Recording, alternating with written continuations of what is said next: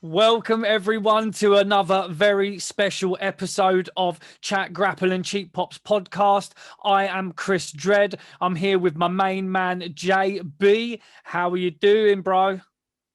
Another special edition, man. Another special edition. We love our reviews. We love doing the reviews, but we've loved speaking to these really special guests that we've got from the wrestling world. And today is no different. We have an absolutely iconic person from the wrestling world, especially from 90s WCW, when, as we've said many times, WCW was absolutely smashing it at this time when this gentleman was in the promotion. And also he goes back way before that, and he goes to Japan and everywhere. So we are just absolutely over the moon to have this gentleman with us today. It's incredible. It's like you just said, like, we love our reviews. We love doing anything that talks to you guys. But when these legends come across our path, we can't help but stop them and say hello. So absolutely, we hope you enjoy this as much as we're going to. Oh, absolutely. So yeah, I mean, everything all right with you, Jay? Everything going well? Definitely good now. Let's get definitely good now. So, we were back on the reviews. We've just come off the back of WrestleMania 5. We hoped everybody enjoyed that. Thank you for the likes, for the subscribes, for the shares, for the views. We really appreciate that. The WrestleMania 5 show, we really enjoyed. It's a really long show, but we really enjoyed it. And now we have managed to get this fantastic guest on the show with us today. So what do you reckon? Without further ado, Jay? Without further ado, let's do it. Let's get to it. What's up, guys? Chris and JB here. As you know, as we just said, we have an amazing guest for us to talk to today. We absolutely delighted to be in the company of Sonny Onoo from WCW, from a long time back in the day. Not a long time, let's be serious, it's only in the 90s. He has been an integral part, in our eyes, of WCW from the mid-90s onwards.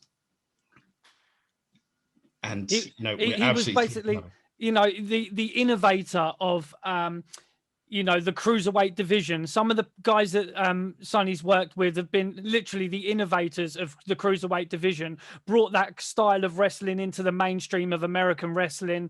The list is just as long as your arm. He has been called the best bantamweight in the world as well, in his own right. A karate martial arts guy. Absolutely fantastic to have him. Sonny, thanks for joining us, man.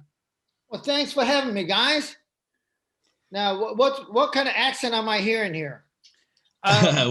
we are. Yeah, we're from the UK. We're just outside London, just north of London. Yeah. Yeah. We were trying to set up a show back in the days. Me and Jimmy Hart back in the days, in London, and 9/11 happened. Oh man. Oh man. Yeah, me, Jimmy Hart, and this other guy. I won't mention his name, but we were trying to do a wrestling show there. Actually, the name of the company was the Wrestle Express, and he just didn't have he was disorganized, to say the least. But he was a good guy. But while we're booking the show, I'm watching CNN, and I stayed in a hotel right at the Piccadilly Square, and me and Jimmy Hart were going over the matches what we're gonna get, and I'm watching the TV, and all of a sudden, plane goes into the building, and I said, that don't look right. Damn. Then we got stuck in London for about a week. That's crazy. Remember they shut down, well, you might not remember, but they shut down all the flights. Yeah, no, I'm just about old enough to remember. Yeah, I think I was about 20 when it happened. So yeah, it was a crazy time. Oh, that's crazy. I mean, how amazing would that have been? A wrestling show booked by, Sonny Onoo and Jimmy Hart in the UK. That would have been absolutely incredible. We've missed out, Sonny. We missed out. Yeah. So you can blame the 9/11 for that's not happening. Oh man. So I mean, like I say, thanks again for joining us. I mean, your career. We were talking before the show, and we're not just blowing smoke because you're on the show. We honestly believe that you're like probably the most underrated and kind of under the radar manager of all time, Sonny. You like say the names that you've worked with are just a who's who of some of the greatest wrestlers that Japan and Mexico and America's ever seen. Yeah, I mean, I was blessed, you know, because of, I mean, it's all matter of timing and being lucky and everything kind of coming together. Um, you know, I got to work with everybody from, you know, the legendary Masa Saito to and Kensuke Sasaki, Jushin Thunder Liger, you know, Chono, Muda, and Kanemoto and Otani. Otani is now the president of 01 promotion in Japan. And of course, Muda just won the Pro Wrestling Noah's championship. And Kaz Hayashi, who is now the one of the principal booker for Great, the new promotion. And so I've been fortunate, and think about the women I got to work with, from Bo Nakano to Akira Hokuto to Chigusa Nagayo. Yeah. Those are legendary, you know, all Japan women all-stars. Literally the best in the world, Sonny. Yeah, absolutely. And of course, I got to work, you know, manage at WCW with La Parca and Psychosis, you know, El Dandy, Silver King, you know, all those guys. So I'm very fortunate and lucky that I got to work with all those guys. Yeah, go on, Joe. Was the original selfie taker himself? Was that your idea?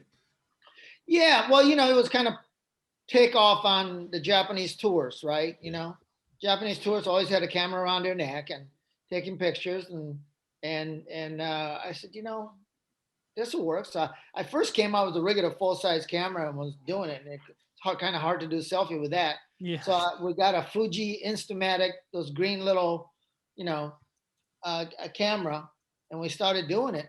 And you know, they didn't call it selfie back then. You know, this is before we had these things. So you know, and now everybody has a camera in their hand. Started doing selfies, but you know, I was doing selfie. I wouldn't say I invented it, but I'm certainly the innovator in the sense that I was doing on a weekly television show, you know, 3 times a week, every time I made an entrance with my wrestler. So. No, we're definitely saying you invented it, Sonny. We're definitely saying that. We reviewed a show where you were doing it with the full size camera, because we review wrestling pay-per-views on our channel usually, and we have a few interviews with wrestlers and people from the wrestling world. And you know, when we're watching it and stuff, you know, it wasn't just the selfies, but you brought your own style to managing. You know, it was kind of like you were the Japanese version of Bobby the Brain Heenan. You know, you were like, you know, fantastic. And we're a huge fan of Bobby. Remember, I teamed up with Bobby. I mean, literally, yeah. Bobby and Jimmy Hart, Gene Oakland, those are the guys kind of helped me mold my character, you know. And Bobby, the greatest, probably certainly Bobby and Jimmy Hart, two of the greatest manager in professional wrestling. Those guys that who helped me and said, hey, you know, just be yourself, create your own character, you know, because at the time it was this is before the bubble burst. The Japanese had all the money, you know, they were buying golf courses and stuff like that. We did a segment when we did a pay-per-view in Sturgis. We went to South Dakota and tried to buy Mount Rushmore. Yeah.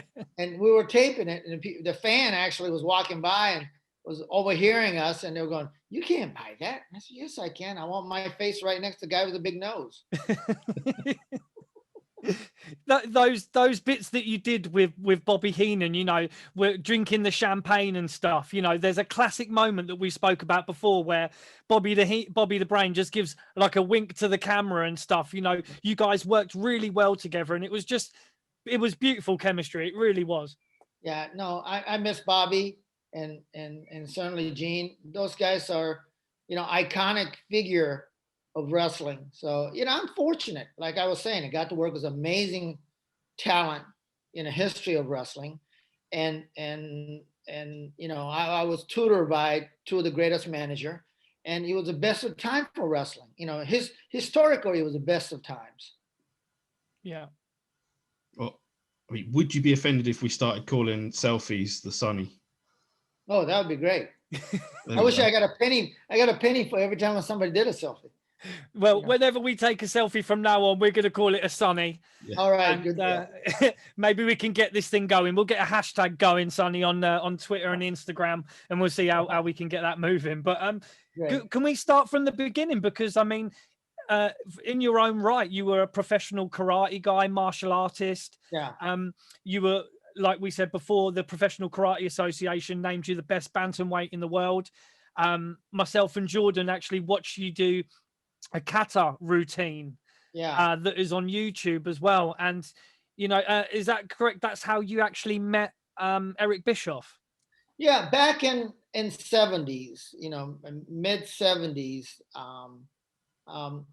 like 73, 74 is when I first met Eric. Eric was what we call Kohai. I was a black belt. He was a brown belt back then. But school up north of here, about 2 hours up in Minneapolis. And he was managing a karate school. And we got to be friends. And, you know, mainly we have same interests. You know, we like to go out on a weekend and fight, compete, and not go to jail. And one of the way we could do that was, you know, not fight in the bar, but go fight at the karate tournament. And you know, so we travel. We went all over the United States competing, and fortunately for me, from 75 to 81, I was #1 bantamweight in the world, kickboxing, and also competed in other form of competition in karate, which is point fighting, and also the form to what you saw in the video. Yeah. So yeah, and I got to win a lot of championship and stuff. So you know, and that's all coming back because I'm doing some television work right now with Ernest the Cat Miller, who's another karate guy at WCW. We're doing some we're shooting pilots for a karate show on the cable network. Yeah, is it the Kids of Karate? We saw something on your Right. Instagram. Yeah, yeah. So you know, if they pick it up, you'll see me back on cable television network as not as that manager guy, but more the karate guy. So you know, so it'll be fun if that get picked up. So you didn't get the call for Cobra Kai season 4 then? Yeah, well, you know, it's a real version of that is Yeah. what we're going to be doing. You know, it's a reality-based show, so we're going to take karate kids, you know, nobody older than 18, and we go to compete at all the national tournaments all over the United States. So it's a real version of the Cobra Kai and Miyagi Dojo. That'd be it's a great concept, especially with the popularity of the Cobra Kai at the moment. Right. You know, it seems like a great idea. Really look forward to seeing that. Yeah, So, and the funny thing is that incidentally, that the styles that Pat Morita played, the style is called Goju-Ryu. That's the same style I study. Yeah. So yeah, we do all the same stuff. So it's kind of cool. So you were in the martial arts world. So how did you actually get in? Were you a fan of wrestling growing up, or was it something that you got into through Eric? Casual fan, you know. But what happened was, and all those people out there listening can tell you that, you know, who hates Eric Bischoff, it can tell you that they can hate me too because I'm the reason probably got Eric Bischoff into professional wrestling. What happened was I created this game called Ninja Star Wars. Little Velcro star you threw at each other that would stick to a vest. Kind of low-tech star, you know, laser tag. You know what I mean? Yeah. And so we had a storyline and we created these games. And I showed it to Eric and God, you know, Eric says, we got to get this on television. We got to make an ad and sell this thing nationally. So I said, Eric, I have no idea how to do that. So Eric took the game and went to Vern Gagne, the AWA, because they had a syndicated show all over the United States. And a lot of time they get to trade commercial time for their product, right? So what happened was we actually partner up with Vern Gagne and AWA, and we shot a commercial, showed it on a national network, and we started selling it on the television. And during the process, those guys at the AWA says, "Hey, you're a good-looking guy," talking to Eric. "You're a good-looking guy. You're a great salesman. Why don't you come in and sell our TV?" That's how Eric got into wrestling business. That's crazy. So And the rest is history. that's incredible. So not only have you worked with some of the greatest wrestlers, you actually brought in arguably one of the best promoters in the business, in Eric Bischoff. Right. Then in about like in 93, he called me up one day and says, "Hey, how'd you Japanese?" And I said, "Well, I'm born there, so my Japanese is pretty good." He says, "Why don't we go to Japan?" He says, I'll fly you to Japan. I got to go and take care of some business. Just come along with me and we'll talk about karate stuff. That was the premises that I went to Japan. Next thing I know, I'm sitting in front of Masa Saito, Mr. Sakaguchi was a judo champion, heavyweight champion in Japan, doing Olympics. And we got Ricky Choshu with another, and these guys, they're pushing 300 pounds, and they look like, they're not even a crack of a smile amongst these guys. And I have no idea why I'm there. I'm not even supposed to speak. And Tiger Hattori was there, who speaks English and Japanese very well. He lives in New York. He asked me to translate what Eric was gonna say. So, got put in a spot. So Eric is telling this story, and I'm translating this as I hear it. Never heard it before, have no idea about professional wrestling. I'm totally green. And I'm hearing Eric apologize to these people that look like they wanted to kill us. They literally looked like they were so pissed at us. And it turns out Eric says, and I'm translating, "First, I would like to apologize for my past management, who's taken upward about $500,000 from New Japan to give WCW talent to be able to use by New Japan." Right. Well, they never sent any talent. So in essence, they just took the money. So yeah, no wonder these people they wanted to kill us. Yeah. So anyway, Eric apologized and said it's going to be different. And at that point, Masa Saito said, "Who's going to be a contact person? Because we got to be able to communicate when we want a talent." So, and Eric, without a skipping bit, says that'll be Sonny. And I'm looking at him like, "Hey, I don't work for you. I just came here on a free trip. What are you doing?" So that's how I got into business. Eric says, "Well, I'll pay you. You can stay home, translate, make sure, because Eric says I'll always take Sonny's call. So, you're always going to be able to get to my ear." Because that was a big problem, the communication. And so, we said, don't pay us anymore. Let us make up to you for last year's, issue, and give me a shot. And that's how we got, our relationship started with, in friendship with Masa Saito, Brad Ringens, who worked for New Japan at the time, and Eric Bischoff and myself. That's how my initial, work at WCW. And what happened was they wanted to expose their top talent to New Japan. That's when we did the Collision or World War III, where we brought their top 5 stars from New Japan, wrestled, top 5 star of WCW, and they needed a mouthpiece. So, it said, "That'll be you, Sonny." So that's how I got to be on camera talent. And that's how I got to be the manager. We spoke about this earlier because we reviewed that show. We reviewed the show, and Jordan's got the names of the guys that you work with. Just incredible talent. Absolutely. Yeah. Otani, Kanemoto, Liger, Kinski, and Masa Saito, I think. Yeah. Just incredible, just absolutely. And to be fair, nothing at that time on a wrestling TV show had they seen any kind of, and also they actually there was a female Japanese wrestling match that had two sets of teams that had never wrestled before.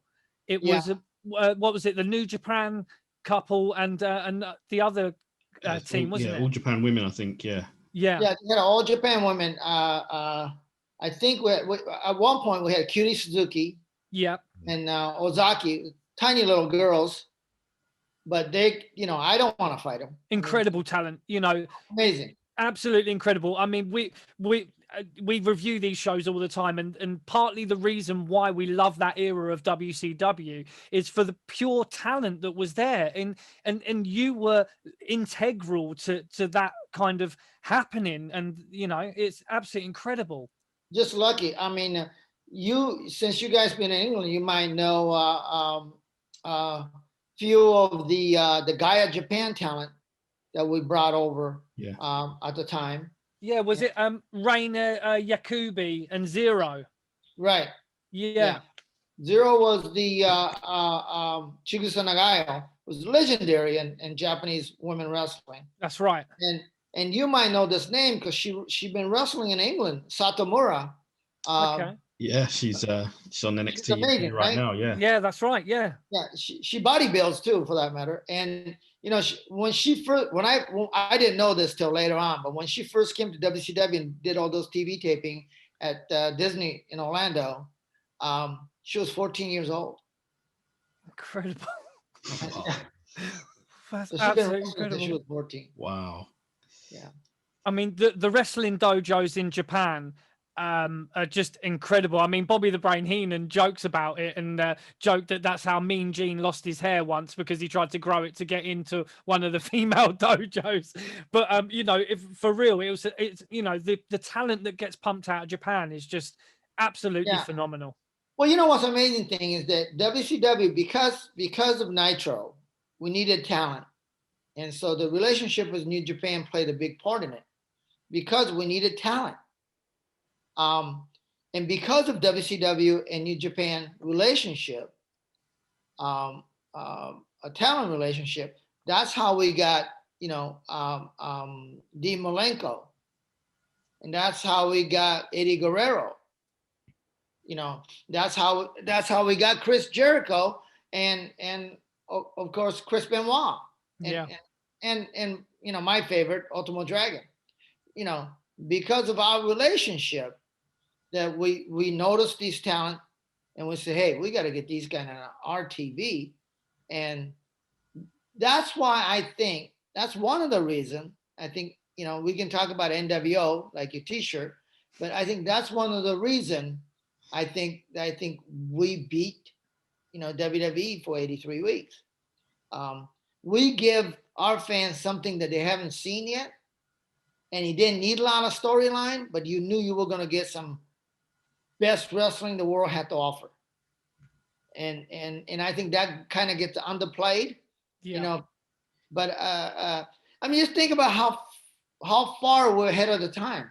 We're talking about 25 years ago. Yeah. Everything in a lot of the stuff in the US wrestling world, when it came to female, they were basically eye candy. They didn't really wrestle, but look at it now, look Charlotte Flair, Asuka, they go just like our girls did 25 years ago. Yeah. And that's changing the industry again. It was definitely groundbreaking, because like you say, there was nothing like that on WWF TV at that time, especially the female wrestling. We spoke about this on a previous episode, because we also covered a show that it was an early WWF show, but it had the Jumping Bomb Angels on there. And that was a small glimpse that WWF had of that kind of Japanese style female wrestling that wasn't just eye candy. They were tough girls, and they could really work better than a lot of the guys at that time. And they just it was a little flash and then it kind of disappeared. But you guys really were innovating. Unfortunately, I have to do with, it's a male dominant world, the booking. I'm going to tell you an honest story that we were in West Virginia, I believe, and Kevin Sullivan watched the female wrestling match, and everybody was blown away by it. And what happened was, Kevin says, "Hey, that's the best thing we have seen. These girls are great. How long are they here? We want to put it on every TV." So it's great. I give the girls the good news. Everybody's happy. And then something strange happened. We go to the next town. I look at the board, the TV board, and they're not on there. And I go, what the hell? You know? So I went to ask Kevin. I said, hey, what's going on with the ladies?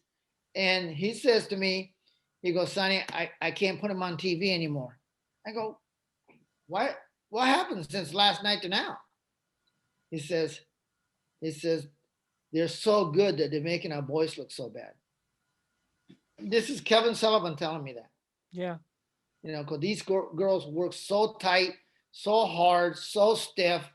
And hey, you know, they're making our boys look bad.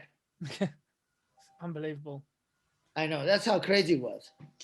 Well, it's also the fact that WCW were taking their Japanese talent seriously. I mean, WWF or E at the time, you know, had one Japanese guy on the roster. They had Hakushi, and it wasn't.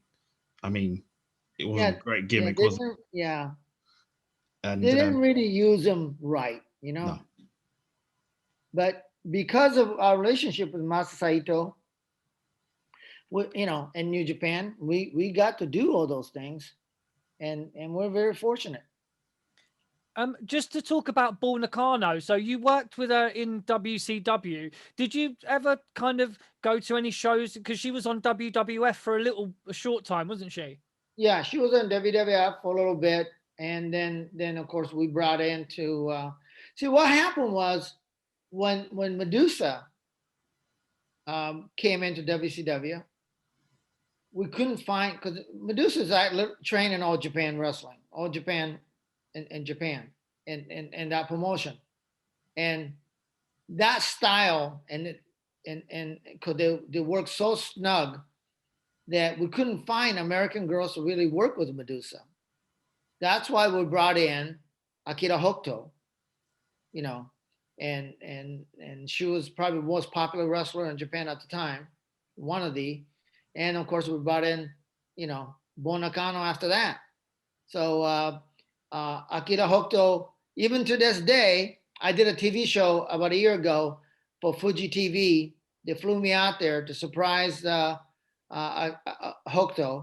because she's a big time television personality over there right now. And she, you know, she, a lot of people even on their show, they didn't even know that she was actually a pro wrestler before.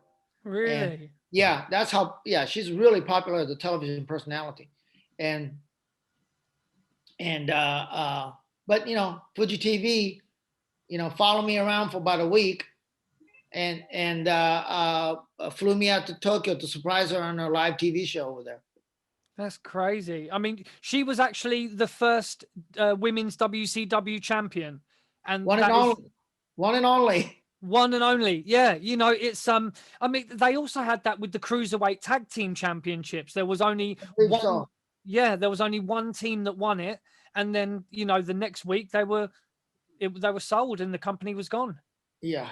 And we don't even know where that belt is. I mean, we know where the women's belt is, because Hokuto still has it. She still has it. That's good. That's great. But we don't know what happened to the Cruiserweight belt. We have no idea. Do you know why they axed the division? Axed the which division? The women's division. Well, you know, I think what happened was, original plan was to do Medusa to go back to Japan and win it back from Hokuto and Japan. That's right. That was the plan. I think they even mentioned it on TV. She said she wanted to beat her in Japan. Right.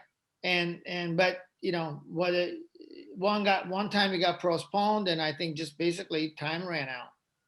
And you know, and when they got rid of Eric, you know, all the Japan thing fell apart. I mean, at that point they were paying us upward of $1 million a year. for talent exchange Wow. to be able to use our talent. And of course, Russo killed that. You know, when you said, you know, you don't give a shit about the Japanese. Yeah, he did say that. Yeah, Because, you know, when somebody's paying you $1 million, it's not kind of stupid thing for them to say. absolutely. And it was a huge draw. That talent pool and that, you know, that part of the show was absolutely phenomenal, you know, and it was definitely a draw. If you watch a lot of the Nitro, the second hour where we went head to head with WWE or WWF at the time, we were putting on the cruiserweight matches right on the hour to keep you know the fan on our channel, because it was action, because you know they were going to be talking about storyline and a lot of gagas, and we were doing wrestling. You know, and our matches, you know, if you say Dean Malenko versus Ultimo Dragon or Rey Mysterio versus Chris Benoit, you don't need any story. You just want to watch the match. Yeah. And was there any talk of you joining the NWO, or was that just completely out of? No, I mean, there was, you know, you got to a point. I mean, it was. You got to remember, I'm the guy who was involved in a storyline of NWO Japan. Yeah. You kept getting beaten up by the talent, weren't it? Because they were defecting. Was that right? I remember. Well, what happened was I was managing Chono, and Chono opens his jacket and showed that he joined NWO and you know, beat me up. So I said, you know, so consequently I said, hey, Chono, you're not all that. I'm going to bring you somebody who's going to avenge my loss, you know. So I bring Muda next week, Great Muda, and they get in the ring. And if there's a whole nice segment where they don't fight each other, and I realized Muda been infected by NWO, and he turned to NWO Muda, if you remember. Yeah. And those two went back to Japan and became really NWO Japan. And that was the biggest angle New Japan ever had. This, in 1998, that t-shirt you're wearing, they sold $7 million worth of t-shirt in Tokyo. Incredible. Wow. That's absolutely incredible, you know. And this is what we're talking about, Sonny. You know, you're possibly the most underrated and glossed over guy in the business, you know, and it must, I know sometimes it must feel like a kick in the balls, but you must look at it sometimes and think, you know what, you know, you got to be happy with what you gave to the business. I was blessed, you know. And what was the shame of it is that some of the talent in Japan, Chono and Muda, thought that I was getting a piece of that NWO t-shirt. But, you know, they're selling $7 million a t-shirt, right? Yeah. And New Japan was profiting it because we would sell to them, of course, wholesale, and they would sell it for $38 a piece. Yeah. And Chono and Muda wasn't getting any piece of it because it wasn't there, you know, although they were the Hall and Nash of you know, Japan. Yeah. So that's why the Chono went on and started the 2000 group. Yeah, the NWO 2000. Yeah, that's right. I remember. So I was blamed by some of the talent. I mean, of course, they know now, but back then they thought, God, you know, Sonny's making all this money. And I, you know, and matter of fact, they accused me in a bar, me, Eric, Hon Nash, one of the Japanese guys accused me of, you know, I should share some of my money I'm making with Chono. And I said, what money would that be? Because I'm not making any. And I know what WCW is making because we sell them to New Japan wholesale. People who's benefiting this is New Japan. Because I put them on the spot, you know. Right. But of course, later on, they figured out that now I work for the company. I don't get a piece of the action. What the problem was, before Eric and I came along, there was the Japanese agent from New Japan that was doing business, that they would buy the t-shirt and they would mark it up and sell it to New Japan. So he was getting a cut. So he thought, because when I came along, that eliminated his position, but he was still with the company. Right. And he thought I was getting all the money. Of course, you know, he's fuming because, you know, $7 million worth of t-shirts being flying out the shelf in New Japan. And he's going like, I'm not getting a piece of that. that SOB Sonny Onoo is making all this money. But the truth of the matter is, I work for the office. I don't get a piece of the merchandise. Right. Because there weren't any Sonny Onoo figures or cards or anything like that. No, I think there was a card, but they never had I really never even had a merchandise. Yeah. The only money that we got to made that I was really surprised is one day I got a check for I think it was something like $48,000 check, and I said, because I was on the road, I got a check, and I'm like, wow, this is not my paycheck. So, because what happened was my wife called me and says, hey, you got your check, and I said, hey, go deposit, the bank. Yeah.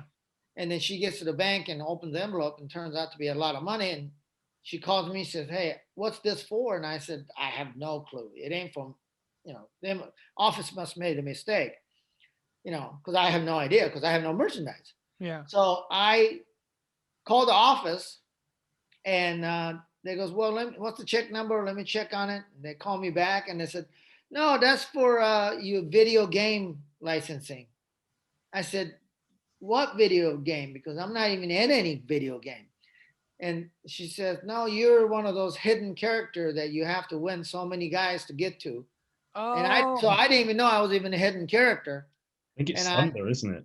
Yeah, then it's unbelievable, right? Yeah. Then I said, then I begged the licensing department to put me in every video game they can.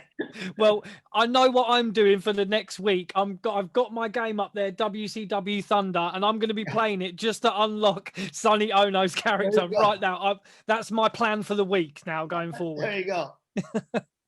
So I come out with my purple suit. Amazing.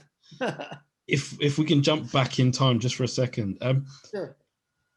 The Collision in Korea, the 2-night crazy sort of massively attended show, did you have any sort of crazy stories from Korea? Because we know that Scott Norton and a few others have told us or told people about their yeah. Scott called me yesterday. He's lucky to be alive. Yeah. I mean, literally, he's lucky to be alive. Yeah, there's some, first of all, the Japanese consulate called me and told me not to go. U.S. embassy called me, told me not to go.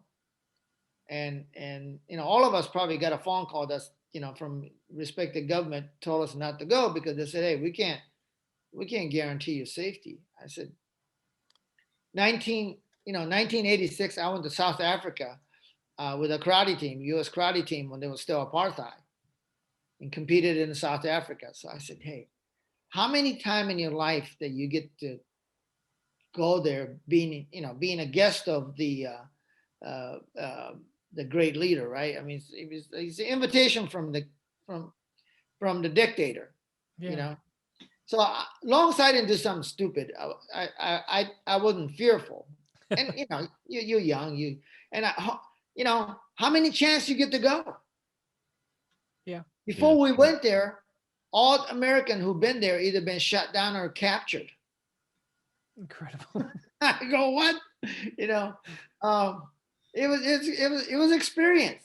Dark Side of Wrestling is doing a story, and there's another guy who's working on with Netflix to do a actual documentary on our North Korea visit. And I felt bad for Ric Flair, because he was under a lot of pressure for them to make speech that they wanted him to make, and I just remember when we got off the plane from North Korea back to Japan, I remember Ric Flair kissing the tarmac. He got on the ground and kissed the tarmac.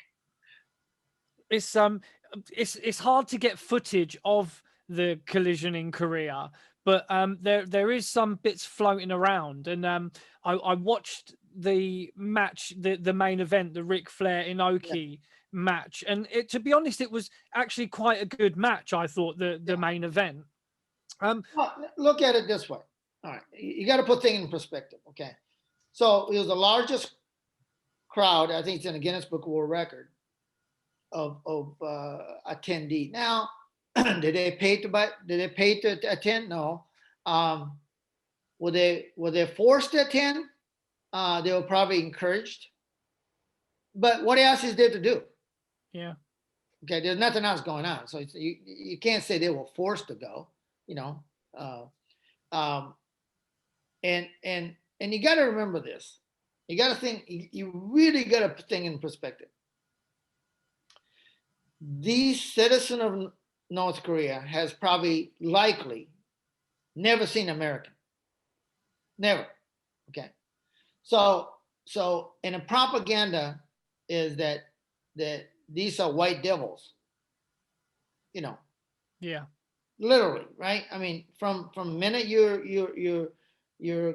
cognizant of you know, as a child till your adulthood, you know, they're taught that these are, you know, white devils. You know, they're going to eat your children and rape your women.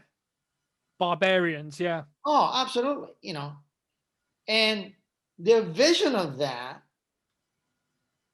Imagine their way they think, since they haven't really seen American in real life, and who we bring over: Ric Flair, Scott Steiner, Scott Norton. You know, these behemoths of, you know, human being, and they look like, you know, if you didn't know better, and if you had never seen other Americans, average Americans, yeah, and these are representative of what we bring over, they're gonna say, "Oh my God, you know, our government is telling us the truth," you know, and you know, they literally told us not to look at their women or rape their women when we got there. It's crazy, you know. I mean, I had, you know, no intention of really falling in love with, you know, North Korean women. I was happily married, but you know, it's not, no disrespect, but it's not something we went there for. You know, it'd be different if we went to Shinjuku or South Korea, or, you know, or something. But you know, and that's one of the reasons Scott Norton got in trouble, because his wife Tammy, that thought that the Scott was like in South Korea, partying every night, you know, and she couldn't get a hold of him because there's no call. You can't take, you know, there's no way to get a hold of them. And Scott was supposed to call. Scott can't call. Only way you can call is that you call China, operator in China, because there's no direct link. So China will call United States, then they will relay back the phone call. Crazy. So that's when Scott Norton's on the phone, and Tammy's wife says, "I can't believe you're not calling me. You haven't called me in 4 to 5 days, and you're having a great time, probably partying, getting drunk every night."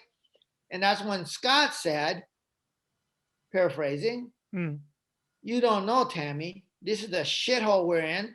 There's nothing to do here. Food sucks. Everything, you know." And he went on. That's when phone went dead. And next thing you knew, there was a couple people with a machine gun came to his door, took him down the basement for interrogate him. And you know, if it wasn't for Inoki and why we were there, I mean, you know, I don't think we'd be talking about late Scott Norton, who disappeared in North Korea one day. So crazy. It's so for that event, you were named Kazuo Ishikawa. Is that right? Yeah, I think that was before. I think it was in like 94, 93, 94, right? Yeah. Is that was that anything to do with Yuki Ichikawa, the battle arts guy from Japan? Is that why? No. Well, my legal Japanese name is Kazuo. Yeah. You know, and Ishikawa was my name on my father's side. Oh, okay. Yeah, so we just used the name as a television character, right? Yeah. So that was before I became on-camera talent. Are you going to be involved in the Vice documentary, The Dark Side of the Ring? Yeah, they taped me a few months ago. Yeah, talked about all this crazy story that we have, and you know, they're lucky. I mean, a lot of those guys are lucky, because I don't think they realized where we were going. I don't, you know, wrestler being wrestlers. Okay, we're gonna go. Yeah. I don't think they realized where we were going. I'm one of the lucky ones. I have a bootleg DVD of the show. So, Oh, okay. yeah, I don't think there's many flying around, to be honest. No, But I have an official one upstairs. And so you recorded the commentary when you got back to the States, right? Yeah. We actually, what happened was that show was taped for TV Asahi for New Japan. Yeah. And we got the footage. Part of our deal was we get the footage and we did the pay-per-view and called it Collision in Korea. So it's not on the WWE network. No. Because obviously it's part owned, or the footage is owned by New Japan. Correct. So is there like an official DVD release or anything? I think maybe after the Dark Side of the Ring. I think if you go to New Japan site, you might be able to dig one out. Yeah. Might have yeah, to have a look into that. Yeah. But like you were saying, I mean, it's because of my martial arts who got me into wrestling. I had a blessed, career so far, and I still work with Kaz Hayashi and a new company, GLEAT. He was a Wrestle One before. And I work with Pro Wrestling Noah, Mr. Takagi, who is the cyber fight promotion, who owns DDT, Noah, and Tokyo Joshi. Yeah. We were supposed to try to do it this year, but because of COVID, a lot of things got kind of pushed back. But we're going to try to bring a tour of Tokyo Joshi in the United States. And there's talk of us coming to England as well. We want to do a tour of that Japanese women Joshi wrestling, which they haven't been exposed. If you do wrestling, everybody's kind of trying to outdo each other, but wrestling is wrestling. I think women wrestling is one part that hasn't really been exploited. You know what I mean? It hasn't been really oversaturated.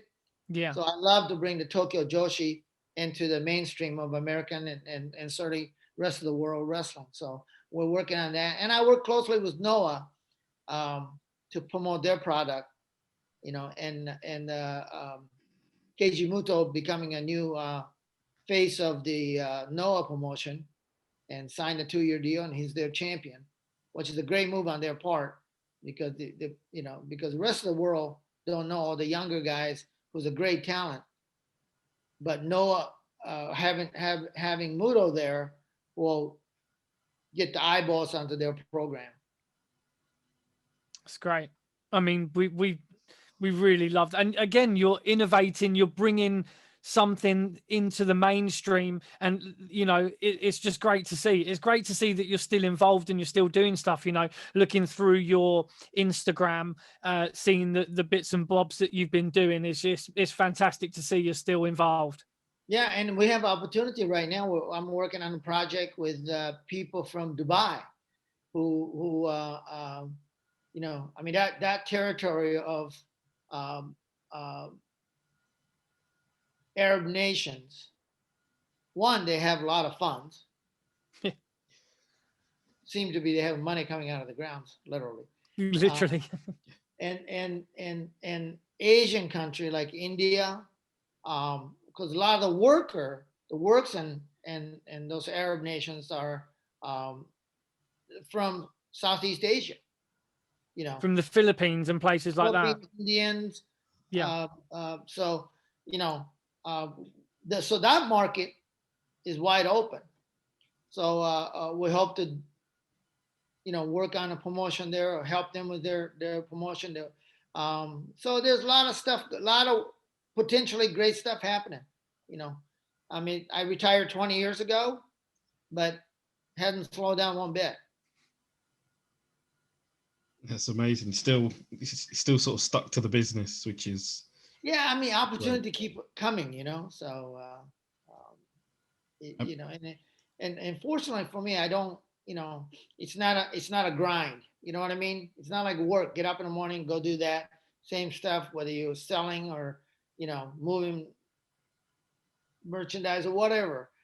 So I'm very fortunate that I get to do something fun, a project, and always getting something at the end of the project, and fortunate that I get to do things, and because I know a lot of people, and because I have a contact, and one of the things that I think, if I may say so, many American company has tried to work with Japanese company, try to buy it, work it, I mean, you can even look at UFC and Pride.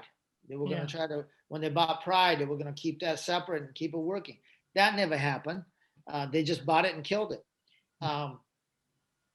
Same thing with wrestling.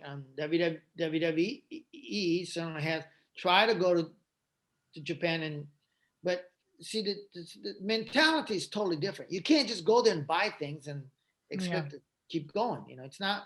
They don't do business like we do here. Yeah. If you look at the history, why WCW and New Japan business worked is because it was a relationship first. Eric Bischoff and Masa Saito, Brad Rang, and I made sure that we were mindful of others, which is the first thing you learn as a Japanese citizen. That's why the mask thing works in Japan and don't work in other countries, because I wear the mask to protect you and you, not protect me. Meaning the first thing you learn as a kids is mindful of others. You don't talk on a phone on a public places because that's rude.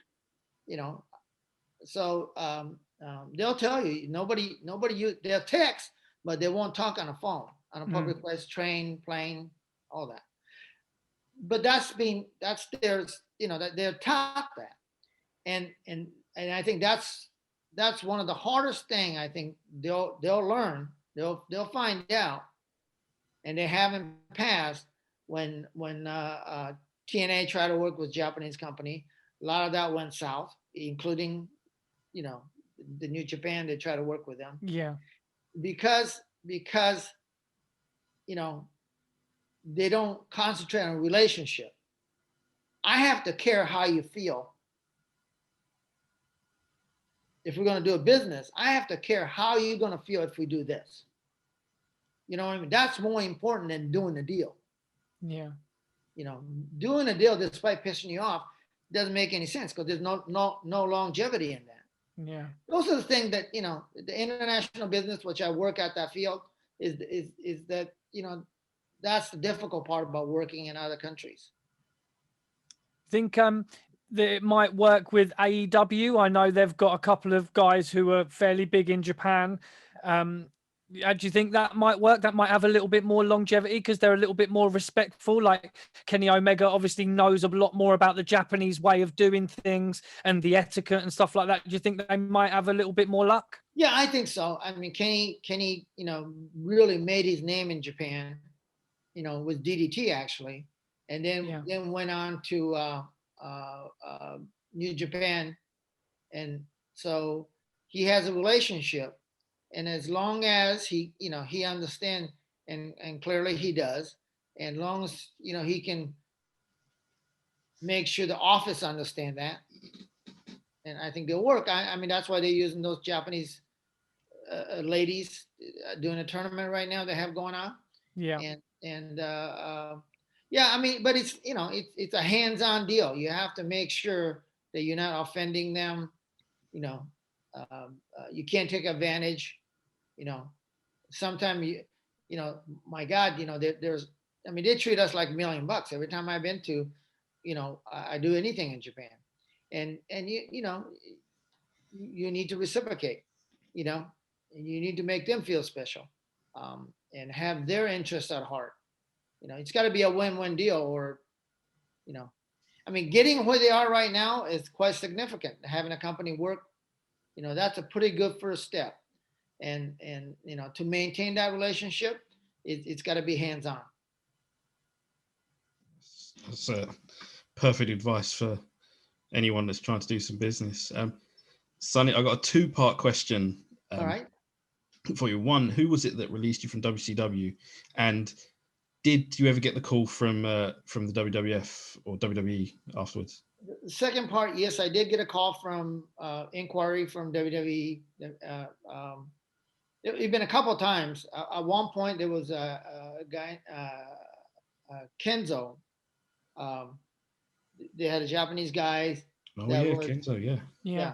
And actually Johnny Ace and the group contacted me but it really never went anywhere. I think they went different directions. I think his wife became a manager. Yeah. And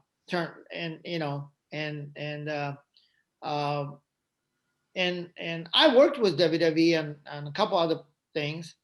But the first part, it's just, I just signed like in September of 99. I just signed a 2-year deal. And I think right at that time, they got rid of Eric. And then they brought Vince Russo in, and he made look, anybody can look this up. He made the statement, yeah. Yeah, all you have to type in Vince Russo, is he a racist, and he'll come up. You listen, if I wanted to get rid of talent and I'm in a management, you can't use their country of origin to get rid of talent. You just you can't do that in any job. It's like absolutely. yeah. You couldn't do it 25 years ago, and you certainly can't do it now. Yeah. And that's what he did. And a smart thing for the company should have done was just said, hey, we just signed this guy's 2-year deal. Let's just keep him at home and pay him what his minimum will be owing, right? Right. Yeah. But they didn't. They were, they proceeded to fire most of the Mexicans, and they'll argue, and he'll argue and tell you, oh, we keep Rey Mysterio and we keep Conan. Well, first of all, neither one of those guys are Mexicans. No, sure. Okay. They were born in the USA, right? Born in the U.S. and one's a Cuban descent. I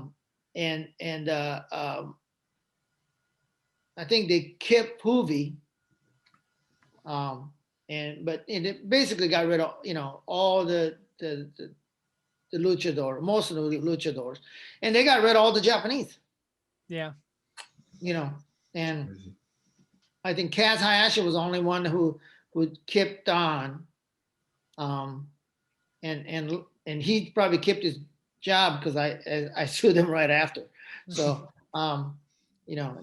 it's hard to fire somebody when you only got one Japanese guy and another guy who used to work for you just sued you.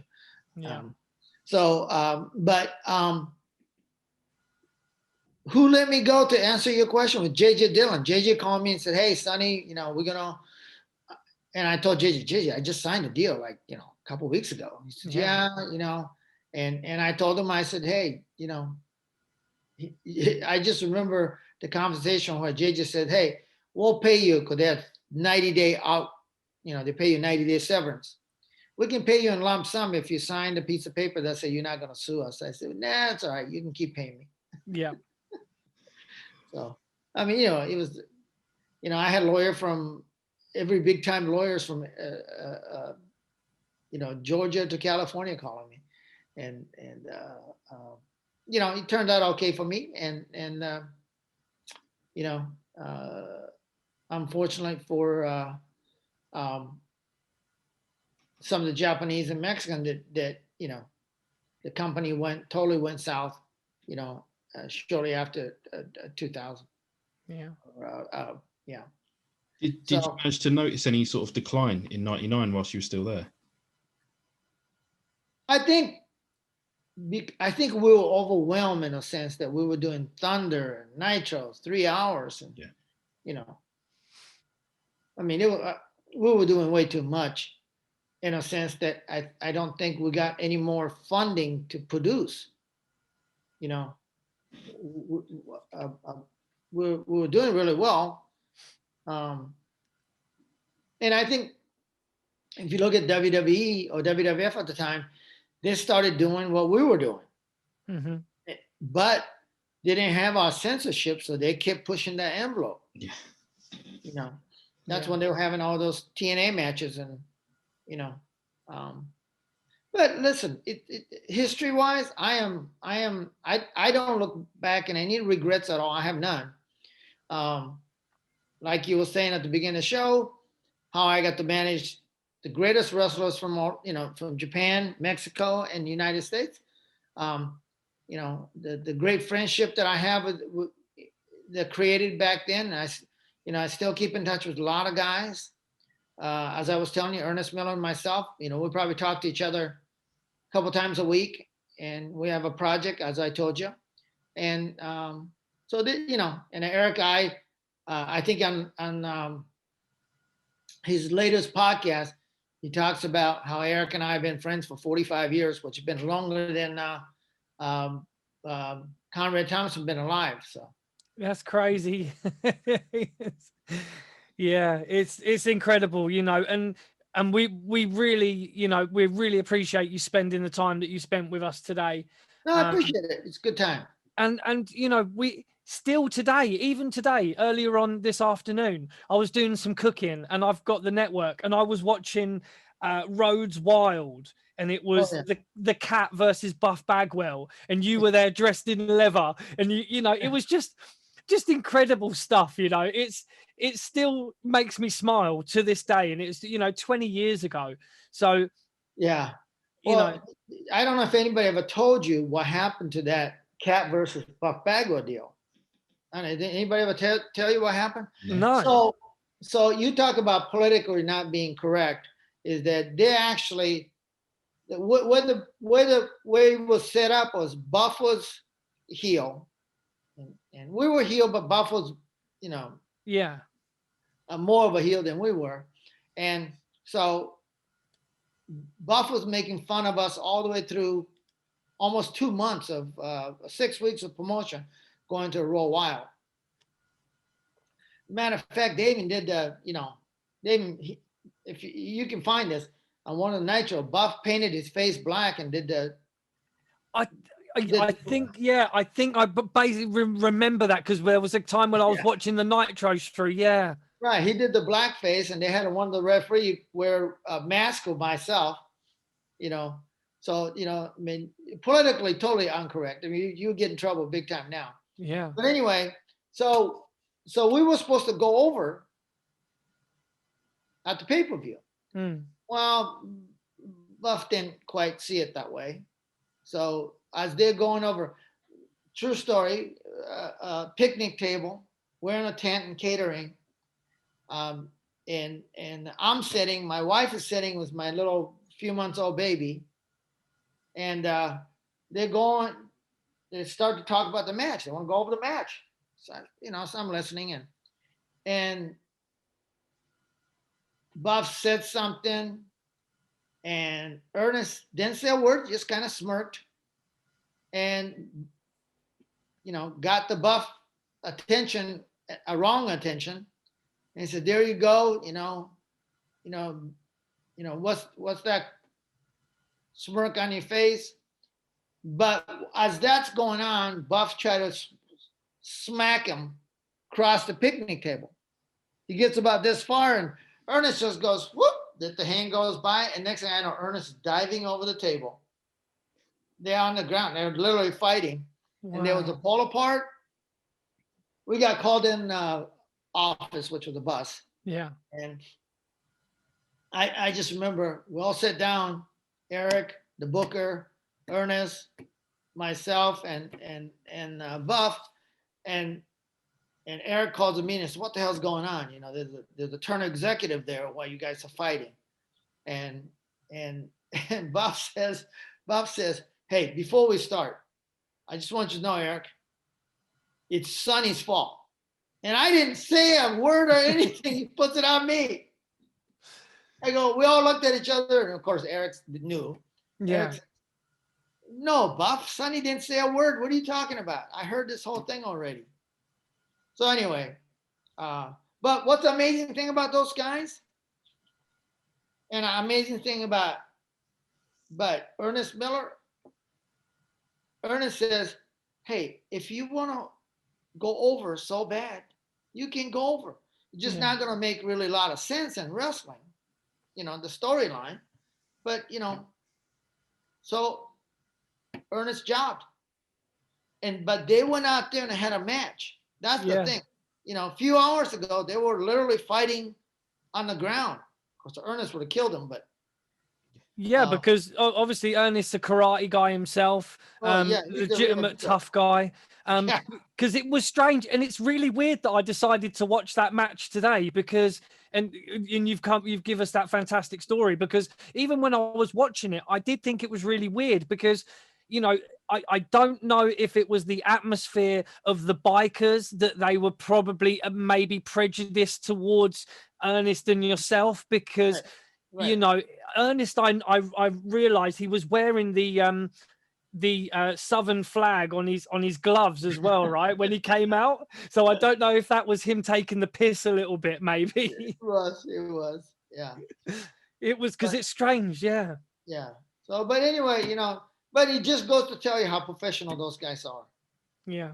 You know, that they can actually hate each other once, you know, knock your block off, but yet when they get in the ring, they're still, you know, because you have to protect each other, you know? Yeah, I mean, you wouldn't have known it either watching because as the cat had the mic and everyone was revving the bikes and wouldn't let him speak, and you're there saying you're trying to speak to him, you're like, hey, be quiet, I can't speak to him, you know, and then Buff gets the mic, they all stop, and then the cat grabs it back and then they start up again, you know. you wouldn't know, you know, if you're watching it. It was, like you say, so professional. That's why I think one of the reasons why Buff wanted to go over, because the fan was so, you know, right, towards Buff. You know, we became the heel on that stage. So, but it was fun time. I mean, you know, the Medusa and Bonacano match, I don't know if you got to see that, yeah, but that was one where I rode up in the Honda bike yeah, with a Japanese war flag painted on the tank. yeah. You got the bike smashed up too, right? Right. Yeah. Yeah, it was yeah, those things are just fun, good time, and you know, I'm blessed that I got to do those things, you know. The main thing is, if you can have fun and get paid, it's not work. It's like getting paid for eating, you know. Yeah. And for those of you out there, that's what you need to figure out. You need to be out there, be able to make money, make a living, and while you're having fun doing it, you know. And listen, there's nothing like it. You know, that's when you know you're blessed. That's great. That is, I mean, we can only thank you, Sonny, for coming on the show today. Thanks for having me.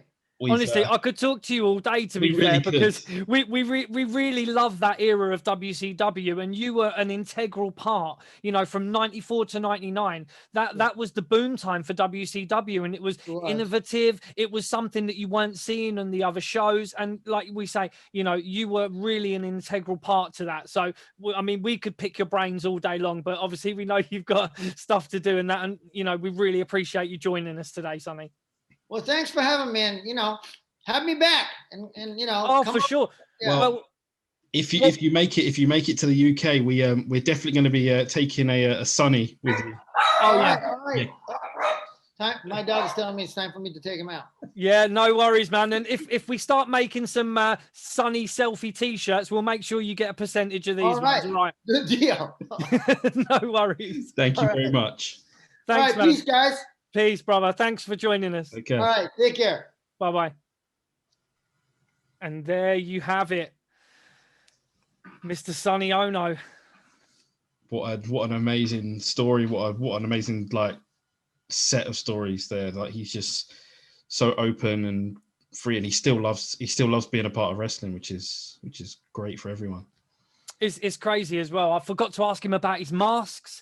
You know, but you know, he said we can have him back. So, you know, if people really enjoyed this interview, we can always have Sonny back, and we can talk about some of the untold matches that he was a part of, you know, bits that he was doing over the years. Oh, I think there's definitely already a clamour for part 2. Oh, definitely. Yeah. I think, you know, part 2 with Sonny Onoo, maybe after the collision in Korea, Dark Side of the Ring. Maybe we can get him back on and talk to him a little bit more about that, and you know, pick his brain some more. That sounds excellent. It was we had a lot of fun doing that. As always, if you like what you just saw or what you just heard, don't forget to hit the subscribe buttons, hit the follows, likes, comments, shares, you know, whatever you want to do, tell your friends, tell your family, tell everyone. You know, this was our third interview with wrestling personalities from the past. You know, from the era that we talk about every week, and we love it. We love it. You can't get no better than that, as they say. You know, it's it don't get no better. And as if you're regular watchers to the show, listeners to the show, you'll know that we do wax lyrical about WCW in that era and the fact that it was, you know, innovative, it was different, and Sonny Onoo was a huge part of that. The talent they were bringing over from Japan, the Mexican style that was integrated into it with the cruiserweights, he was a huge part of that. You know, the women wrestlers that were coming in and absolutely stealing the show. You know, and it's just fantastic that we've been able to have him on and have a good old chat with him today. And yeah, that's it from us. So thank you very much for sticking with it. Thank you very much for listening, for watching. You know where you can find us. We're on everything. You know, I don't think I need Chris to run through every last podcast, you know, medium going. I'll say thank you very much, and we'll say bye for now.